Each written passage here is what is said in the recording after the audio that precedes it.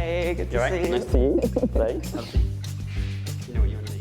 I can't remember how to describe it, but like the sides aren't too close to the head. It's got a bit more shape. Yeah. Yeah. Do you know what I mean? Oh, that was looking good. Is it looking all right? Yeah. Good. So you're a psychotherapist specialising in sex therapy and relationship counselling. Yeah, that's right. What made you passionate about that? Interesting. I guess I feel like a lot of things that people are very unhappy about are in that area, sex and relationships. So I wanted to specialise in that. And also, I guess the psychotherapy in a way was the thing that came last for me. I'd already studied psychology, and again, what had fascinated me was sexuality and relationships.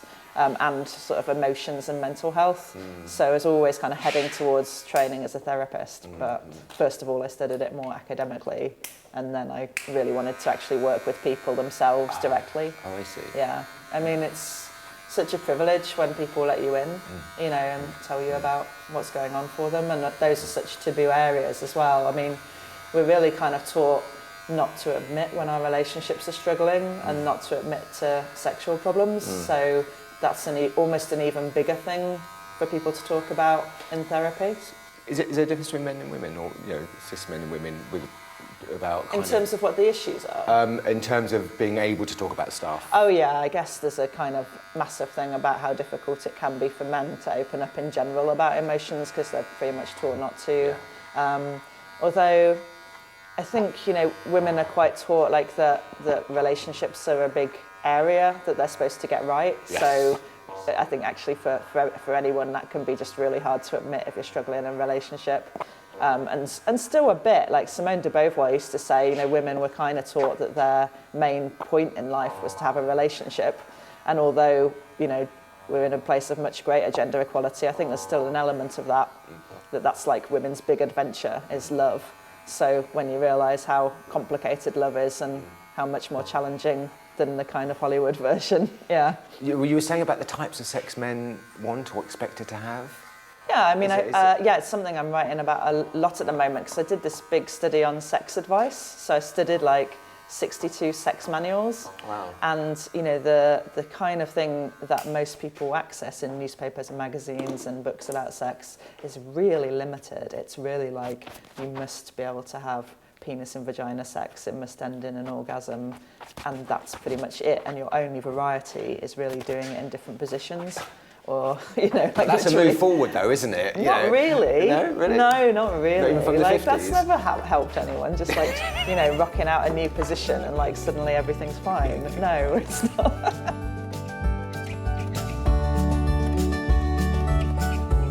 A lot of people have been writing about how hard it is to sustain a relationship that's like it's supposed to be your best friend, it's supposed to be co-parent if you have kids, you're supposed to spend your everyday life together, really, you're supposed to be the person who looks after each other when you're ill, and you're also supposed to be this hot, passionate lover forever and ever with nobody else. Is that too much to ask? Yes, it is. It's way too much to ask of any one person, is my view. Okay, so why did you come to this Barbers, MJ? Well, I think Open Barbers was a really important kind of moment of a trans and queer friendly barber shop. Brilliant. So if you're non-binary gender like me, you sometimes get turfed out of barber shops because they don't think you're a guy. And some places get thrown out of barber shops? I've been thrown out of a barber's before. No. Even all the time. Yeah, No. even though I've got all like the time. the same hair as the people who get their hair cut there. So one of the things about this is it's a safe enough space for people to come and get their hair cut, and they know they're not going to get thrown out because of some decision someone's made about their genitals. But also it's a lot more than that, I think. Like Felix and Gray have created this amazing space here that's a community space for people to come and go, and it's really consensual and ethical. So like there's a sliding scale for how much you pay. Like you can see the little notes up here of like, you don't have to talk if you don't want to, you don't have to face the mirror if you don't want to. So I just really like how they've thought all of that stuff through. I'll just bang into the lamppost. So you would say you were well coordinated, would you? I wouldn't claim that. Labels. Yeah. Would you use labels to describe yourself? Yeah, I think we're in an interesting place with labels because there's definitely an argument of kind of let's get beyond labels. Why do we need to identify people's genders and sexualities? And in particular ways, why do we put so much importance on gender and sexuality? But at the same time, strategically, if you want to get help for people, you have to use those labels at the moment. The government understands LGBT, for example. Yeah. So we can't just say, let's get rid of labels, because then it's really hard to get the services that people need. Oh, okay. And given that LGBT people have the highest rates of mental health problems, you know, we need to use those labels in order to get resources aimed at those communities. Yeah. So do you feel then eventually that we're going to move beyond labels and kind of just be, what, humans or entities? It's really hard to say, because I guess humans are quite drawn to identifying in certain ways and kind of separating kind of them and us. But that, isn't it? There are always problems with that as well. So it's very hard to predict the future on this. But I guess what you see at the moment is this massive proliferation of labels on gender and sexuality. So there's like 71 genders on Facebook you can pick from now. And I wonder if that kind of explosion of so many different terms for gender, sexuality might be the way to actually everyone's got a unique gender and a unique sexuality, and maybe that's the way to kind of undo those things being so important, because really, why do they matter, you know? I guess if you saw gender as a spectrum from masculine to feminine, I would see myself as somewhere in the middle or between, but it's complicated because in some ways I also see myself as a bit of both. And in some ways, I also think even a spectrum is limited as an idea that still has an idea in it that there is a masculine and there is feminine. So in some ways, I'd see myself just beyond. Because there was something that one of your videos, if I remember correctly, you were talking about the extreme of masculinity and femininity. Yeah. And that those people who are at those extremes have issues with mental health. Quite often, I yeah. found that fascinating. That's right. If you try and rigidly stick to the societal ideals of being feminine or masculine, actually that's pretty bad for your mental health. Yeah, and that's where we see those really high rates of suicides, for example, in men. So, tell me 5 things that you like about Buffy the Vampire Slayer. Oh my God, only 5. Oh, well, go on, let's start with 5. Are you kidding me? Oh my God, well it was so good on gender. Right? Oh yeah. I mean, there's, you know, to have a heroine, a female hero. Yes. That was radical at the time, and I still think we haven't seen many programs that were so much about women characters and had such fully fleshed out women characters. Then it's horror, which I love. Right. So I'm totally into horror anyway, and with a dash of comedy, which I also love. Yes. Huge dash of comedy. Huge dash of comedy. And then my favourite character in fiction ever is in Buffy the Vampire Slayer. Which one? Jonathan Levinson. He's a minor character, but he gets to take over a whole episode. Yes, I remember. And yeah, I love Jonathan. He speaks to like a part of me, I think, that was bullied at school. So I really relate to that character. What do we come up to now, MJ? What's this place? We're coming up to London Friend, which is one of the main LGBT counselling services. Oh, brilliant. In London, brilliant. And where I volunteer on a Monday every week. As a psychotherapist? As a therapist, yeah. So they've got, this is it, and they've got therapy rooms downstairs. They also run a load of support groups upstairs as well. Oh, brilliant. Yeah, so it's a really nice space. I mean, London Friend is right, it's extremely friendly, basically. Right. It's a friendly place for LGBT folks to come. Well, that's nice to know those sort of places are out here. Yeah, they're so important in our community, I think. And some of them have had to close down in recent years, some of the pubs and some of the counselling services, sadly. So we really need to support the ones we've got left, like London Friend, I think. And also you were mentioning that you're kind of big into mindfulness. Yeah. How has mindfulness affected or improved your professional life and personal life? Oh, so much. I mean, for me, I try and start every day just kind of peacefully, just trying to be present. So I sit down by the Thames with my coffee and just drink it and just try and be there. I listen to audio podcasts by my favourite mindfulness teacher, who's Pema Chodron. She's like a Buddhist nun who's written a load of great books on mindfulness. Right. And I think that the ideas in there just have they're incredibly helpful for to explain why we struggle as human beings and how we can help ourselves to not struggle so much. So their idea is that, the Buddhist idea is that we try and grab hold of all of the things we want in life, and we try and get rid of all the things we don't want. Or attachment and aversion. Yeah, exactly. So it's again binary thinking. We tend to label stuff good or bad. We try and keep all the good stuff, get rid of all the bad stuff. Right. But it's actually that very kind of craving model that is what makes us suffer, because we're so often not in the moment at all, because we're so busy trying to calculate, is it good or bad, thinking how do we make the future better, thinking how do we fix all our problems. We're not kind of present to relationships, to ourselves, to what we're doing. I love the London stations. They're all so full of memories. Like different places I used to come in when I lived in different parts of the country, and different places I go out from to visit different people now. You know? I see. Yeah. You wrote a book called Rewriting the Rules. That's right. Which is brilliant. Loved it. Thank you. And why should? And tell me a bit about that. What was the core of that? Yeah, so the thinking is that a lot of self-help books kind of place the emphasis on the individual, and kind of it's about, something wrong with you need to change. So like relationship self-help books, it's kind of like, well, you should get better at seduction, or you should understand the opposite sex better, or like you need to, fix yourself in some way if you find relationships difficult. And my thinking is that it's mostly the wider culture that is the reason why people struggle in all kinds of ways, and certainly in relationships. It's that pressure we talked about before to be everything to somebody and find your, perfect person, and all of that kind of pressure. So what I wanted to do was write a self-help book. I called it an anti-self-help book because it's really not about this person as an individual helping themselves, but rather thinking a bit more critically about wider culture, and then finding your own way through relationships that works for you, instead of trying to match this one-size-fits-all model that a lot of wider culture and self-help books kind of promote. So then why would it be beneficial for everyone to question the received wisdom up until the 50s, say? Because, as we were saying before, it's basically from the 50s that we've had this new... this idea of the one perfect person who's everything to you. I mean... For instance, if you're a straight man, heterosexual straight man, why question the rules? Because basically the rules are there for their benefit, isn't it?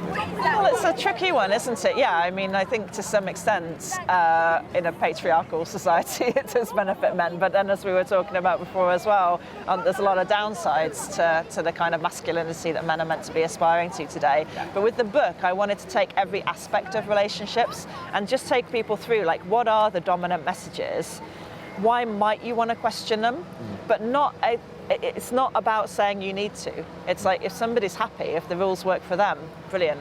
It's more about saying, here's some reasons why you might want to think about them, and after you've thought about them, you might decide, yep, this all works for me fine. Or you might decide, actually, I'd like to try something different. And then the book offers alternatives. So like with the monogamy chapter, it offers alternatives to monogamy. With the sex chapter, it offers alternative ways of doing sex and sexuality. So all the way through the book, there's like alternatives given. And then every chapter ends kind of by actually questioning, maybe what we don't want to do is replace the old rules with new rules. Maybe we want to question this whole concept of having rules about relationships and kind of get to somewhere a bit more flexible and fluid. And again, it's not saying you have to end up there, but it's asking the question of what would it look like if you did. So is it easier, do you think? Why people want those rules and the hierarchy? Because it's like, oh, okay. It gives this person... I guess it gives people something to hang on to, but the question is it a good idea to be hanging on? Back to that craving, mindfulness thing, like, is it great to be... The problem with relationships when you do it like that is you can kind of grab hold of somebody and sort of insist that they stay the same and keep you safe. And actually that's often not very good for a relationship, because that's where it can stagnate, or you can end up resenting somebody. So, I mean, it's existentially, relationships are bloody hard. And that's something I get into in the book. Instead of like this idea of the happy ever after, let's admit how difficult it is to be intimate with another human being, and how we're always drawn to want to belong, but we're also drawn to want to be free at the same time and be independent. And that push and pull is present in pretty much all our relationships. This is the way you work to the Open University, is it? So yeah, if I'm coming from King's Cross, I'll tend to walk the whole stretch of canal at the beginning of the day, which is a really nice way to go. So the Open University in Camden is where I do a lot of my events, that kind of thing. So we've talked about LGBT. Yeah. So we've talked about LGBTQ plus issues. Well done. Alphabet soup. Alphabet soup. We use Dominic Davis from Pink Therapy and I actually use GSRD these days, which stands for Gender, Sexual and Relationship Diversity, because it stops you having to add lots of letters. Hopefully that will remain. Oh, we're talking of diversity, because some of your work is focused on kink. Yes, yeah. Expand on that, because to some people that's kind of just a normal, natural expression, and to some other people that's like kind of the work of Satan.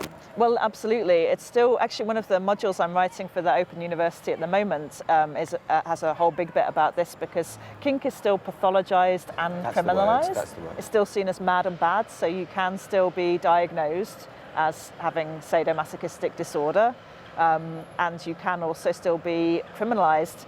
If you engage in kink that's more than transient and trifling marks, you can be convicted of assault or of aiding abetting assault on your own person. Okay. So, think about the things you can do in a boxing match, that's fine. But which I have done, I've done boxing. Right, I mean, that's way more severe than what most people's kink lives involve, but you cannot consent to somebody doing that to you in a sexual setting. Oh, we're so fucked up about sex, aren't we? We are so fucked up about sex. It's like, absolutely, boxing, I can hit someone until they have brain damage or die, but if I wanted to tie someone out and spank them, then it's such a weird thing. If the marks are more than transient and trifling, you could go to jail for that. You could certainly be pathologised by a lot of therapists for that. And psychiatrists. It's a real shame. And also, I think that, the way forward with, we've talked before about how unhappy a lot of people are with sex. The statistic now from the Natsal survey in the UK is that around half of people see themselves as having some kind of sexual dysfunction. So we're talking a lot of people who are very unhappy around sex. And my belief is that a lot of that is to do with us having this very narrow definition of what counts as sex. So everyone's trying to have penis and vagina intercourse leading to an orgasm. They're really scared about admitting to any kind of problems with sex or any kind of fetishes or kinks. But we also know about 2/3 of people have some kind of kinky fantasies. They're just not letting them go because they're worried about it. You could say like the vampire stuff is a kinky fantasy. Yeah, or like 50 Shades of Grey. Like think how many people bought that book and watched that movie, suggesting some degree of kinky interest. Is that like you do a blog? A blog, yeah. And you did a small section on... That's right, dominant and submissive relationships. And it was the most... I still get 200 hits a day on that post. Yeah, like people mostly come to my blog who are looking for help with how to have dominant submissive relationships. So it's a really common kind of that people like to mix a bit of power in with their sex, and a lot of people find that hot. Yeah. But isn't the whole of life about dominance and submission? Yeah. We submit to a government, we submit to the police, we submit to kind of rules, or we take charge and in control. It may be partly why the appeal, because then, those kind of things can be so oppressive in our wider lives. The way that workplaces kind of treat us and objectify us, or the way we've been bullied in the past, that kind of thing. And actually, I think for a lot of people, kink can be about reclaiming some of that, or taking, if you're very dominant in your wider life, you can get to be submissive in kink. There's all kind of ways that it's quite helpful for people, I think, to play with some of that stuff. You've written a whole book about love. Two whole books about love. 2 volumes. Well, 2 different books, but yeah. Okay. A lot about love. Can you whittle it down to what is love to you? You have a lovely smile. Thank you. It's a very big question. I think what's really important about love is that we don't constrain it to just being romantic sexual love, but that we see it in its broadest, love of humanity, love of the environment. We can just kind of expand it right out. And I guess for me, it's that sense of warmth and connection that I feel towards so many people, places, things. We're going to do a quick fire question now. Yes. So it's either or just immediately. Whatever. Immediate response. Yeah, immediate response. Got it. So Mae West or Marilyn Monroe? Oh my God, Marilyn. Okay. Any reason why? You see now you're asking me binary questions, Oh, and I'm a you're non-binary right, you're right, person. you're right. I should have said both because that would be the accurate answer, Okay, or okay. neither. That's cool. Okay. Well, the rest are binary, I'm afraid. Freud or Jung? Young, for sure. Yeah. The shadow, I love it. Yeah. Okay. Favourite painter? That's a good question. I'm not so into painters. I think I probably like more kind of interactive art. Ooh, or like I'm really into comics. So probably the artists who illustrate comics. Which comics? I really like the Sandman comics by Neil Gaiman, and I really like Alison Bechdel, who did Dykes Watch Out For. So yeah, maybe I'll go for Alison. Okay. Yeah. Custard creams or bourbons? Neither. Too binary. Not so much into biscuits. No. Okay. I go cake instead. Okay. lemon drizzle or chocolate cake then? Lemon drizzle. Favourite holiday destination? At the moment, California, to see my sisters because they're living out there, and I kind of loved it. So San Francisco probably. Samantha Jones or Carrie Bradshaw? Carrie Bradshaw, no question. Any reason why? Because she's the writer and so am I. And whilst she has a very different take from me, I guess my life has been asking those same kinds of questions. Like I couldn't help but wonder, why do we do these things? Yeah, you know, basically it's the same. What are the rules of relationships? That's what she's asking every episode, really. Yeah. Favourite cocktail? I like a Negroni. What's that? It's like Campari based. Okay. It's sort of it's got a twist of orange in and a big ice cube. It's a very grown-up cocktail. Yeah. Okay. Apart from love, Yeah. what the world needs now is Compassion, kindness. So that's it. Excellent. Meg-John, thank you ever so much. Oh, no It's been problem. really insightful and educational. Thank you so much for including me. I really appreciate it. Oh.